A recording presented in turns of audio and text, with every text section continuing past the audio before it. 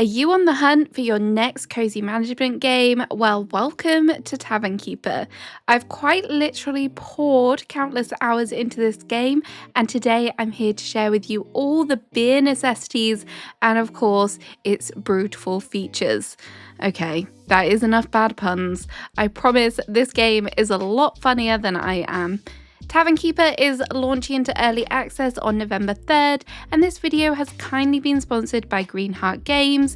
If you recognise that name, it's because they are behind the wonderful game Dev Tycoon, so they kind of know what they're doing. If you'd like to learn more about Tavern Keeper, make sure to check out the link in the description below. But without further ado, let's get these tavern doors open, and I'll tell you everything you need to know about this game.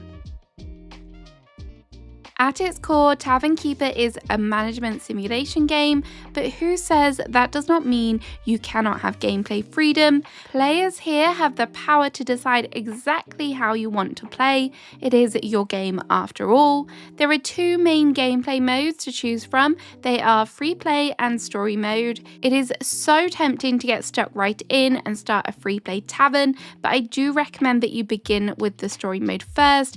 It is a management game and there is a lot to learn, so doing the story mode gives you kind of the baby steps so you can flourish to becoming a great tavern keeper. If you are a little bit worried about going into running your first tavern, you can make it a little bit easier or maybe a little bit cozier on yourself by selecting your options before you go in.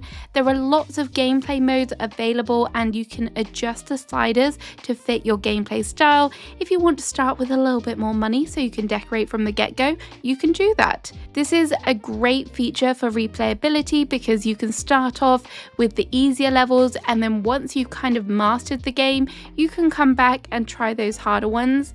Especially good if you think yourself as a management game tycoon. The free play or sandbox option is a great way to play once you have gone through the story mode a little bit, as you can come back and play at your own pace. You also still get that freedom here because not only do you have all of those adjustable features, you can also select which tavern layout you want to play in, which is great if you want to have more of a long-term tavern that you can really get sunk into. And also if you want more space to decorate with, then you can do all of that by selecting either the large or the medium one. The traditional map is also there too. But overall, I really love how kind of flexible you can be with your gameplay, and we are buying this game, so it's nice that we can go back and return to it even after the story is done. I did just kind of give it away. There is a story here, and if you love a good story, then you are in luck because there is approximately a 25-hour campaign story. It obviously begins with the tutorial, and this will help you through the game, all done with very good humor. The fully voice acted narrator has really good clear pronunciation and even clearer explanations. I wasn't left scratching my head when I was going through the tutorial, but if you do get a little bit stuck, there is also a good reference guide that you can refer back to. The rest of the story and all of the hints you may need to know are done with the help of your mysterious helper and through books and letters. If you see a book hovering, be sure to click it, because although these characters do not have elbows, they do have plenty of stories to share with you, and if you want to learn more about the lore with them, then you can do this by flipping through the pages. The writing is very witty, hilarious, and also engaging. Some of the scenarios will ask you to make choices as well, but there isn't a right or wrong answer, so do not panic. Just every choice you make will have a different outcome, which again even adds another layer of replayability here. Something that is nice about the story is that when the main story is actually over, for your particular level, random events can still happen in your tavern, meaning that you can keep playing if you want to. There are obviously lots of factors to consider when running a tavern, and you can make lots of adjustments to control how smoothly things operate. The level of detail in this game is so good. Firstly, your staff, they are absolutely crucial to ensuring your customers get served their drinks and don't walk out the door in frustration. You can decide which staff to hire, and if you pick wisely, They may even come with added traits to make them your employee of the month. If you place a work schedule item, you can also decide what roles they perform and when. Or if you're a more laid back boss, you can just leave them as a generalist to help out wherever. It's up to you. Most importantly, make sure you have somewhere for them to rest their heads. Having your staff sleeping in the hallway stood up is not a good look. Deciding what to serve in your tavern is also very important. Whether it is a rat stew from the kitchen or the finest ales from your tap room, having enough stock and paying attention to what your patrons want is important. You can purchase items from traveling merchants, or you can visit other lands on the map to visit faraway stores.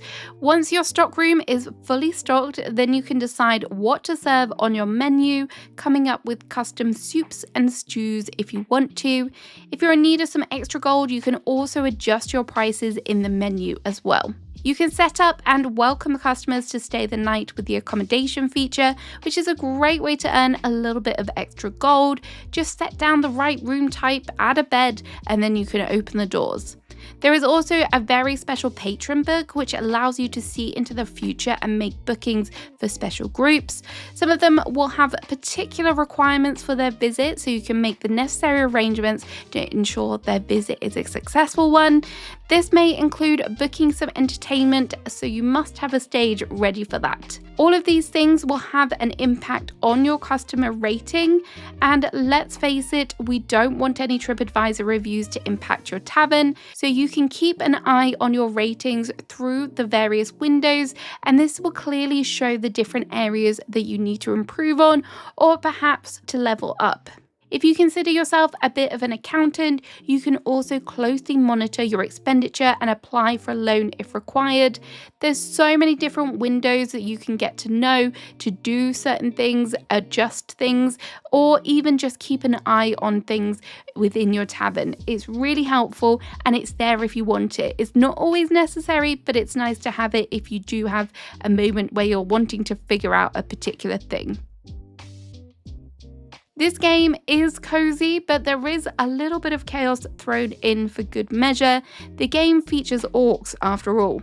You will have to make sure that you are prepared for fires, nest infestations, sandstorms, and of course, unpredictable customers who may break out into fights at the drop of the hat.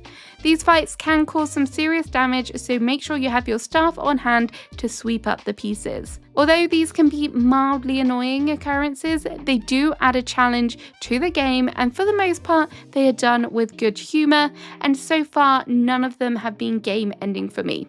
I have not yet had any flashbacks to a SimCity nuclear meltdown, thankfully. One thing I love about management games is the progressing through the levels. Who wants to stare at the same scenery for hours on end? But on launch into early access, there are going to be 3 available maps, all with very distinct theming. The first is the aptly named River Bottom. You are literally starting from the bottom up after all.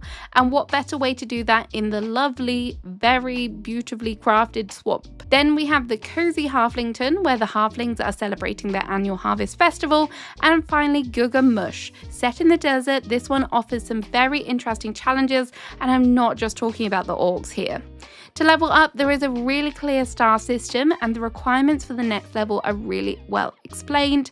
I've experienced all 3 of these maps so far, and they are very distinct, and there is a lot of challenges within them, so it's nice to have change between the levels. As someone who appreciates aesthetics, the theming is also done wonderfully as well. If you're thinking 3 maps isn't enough, then have no fear, because the planned updates will bring 3 more maps, including the mountainous Domhain, Ertingale, and Miramin, which will be the ultimate challenge, as this one is set in the sprawling capital city where the Tavern Keeper's Guild is set. The great thing about the way they have designed these maps is that if you enjoy a particular map, you can revisit it at any time, which I am appreciative of. Having a good looking inn will also affect your patrons' visits. As you progress, you will unlock special items for earning stars, but also keep your eyes peeled for little presents that may pop up. You will find a good array of furniture items, but you can also add your own flair too. You can add a little candle on your table for a romantic feel, or maybe a cozy fire to warm things up a bit. The mechanics for decorating are very smooth, and I love the level of detail you can add, even down to adding a cushion for comfier sitting. One amazing quality of life decorating feature is the clone tool, and I'm absolutely obsessed with the fact that they have a search bar. There is nothing more frustrating than endlessly scrolling to find items. Some of the items are room specific, and this means you have to assign a type of room by using the room creation tool. The addition of the divided rooms means you kind of have to think strategically as to how big or small you need a particular room and how close to one another they should be to help save your poor staff's feet. I don't think this was a necessary feature, but I have really enjoyed the addition, and it also kind of helps out when you're managing things. Although I have focused mainly on the gameplay in my hours playing so far, I know that I'm going to want to make the coziest tavern ever, so I cannot wait to see all of the items. You might be thinking, is that it with the decorating? Well, actually no, as decorating is taken to a whole other level in this game, as you can go into the creator mode to make your own furniture items using the plethora of pieces that are provided. Here they are fully customizable. You can make things smaller, rotate them, turn them upside down, merge items, literally whatever you can think of, you can do it here. What makes this better is that you can save your designs as templates to use in your own builds, or you can share them with your friends and download other friends' designs. This is a great community feature, and I cannot wait to download some of my friends' creations. The possibilities with this special design mode are truly endless, so if you fancy yourself as a bit of a designer, you are absolutely going to love this. But if you don't think this is for you, then don't worry, because you can still go on a shopping spree adding other designs into your game. This is just one of the many things that really does help this game stand out from other management games, and I love the creativity that comes with it. So before I go, I just want to give you a quick overview of what to expect from the future of Tavern Keeper. The developers have recently released a very promising roadmap, and I can tell you now that we can expect 4 updates before the 1.0 release. The first update will drop in Q1 of 2026, and the main standout feature of this is the addition of a color picker tool, which I'm relieved to see, as when I was decorating this game, I really wanted to mix up the colors a bit more. This one will also have extra stories added and more mysterious things that they're going to announce later.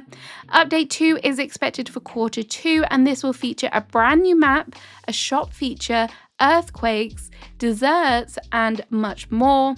And then Q3, we don't have a release period for this one as of yet, but here there will be features that will make your staff even better and even yet more stories. Update 4 also doesn't have a release date, but this will bring another map and also more features with the accommodation system. And then finally, the 1.0 will be ready for release, and this will bring with it a brand new city map. The rest of the things that are coming with the 1.0 release are under traps, so we don't know any more detail than that, but very excited for another map, that's for sure. So there we go, there is everything you need to know about Tavern Keeper and all of the wonderful features that will be dropping with the early access. Don't forget to visit the link in the description if you want to learn even more, and there is going to be a special discount to celebrate the launch, so if you are interested, definitely something to consider.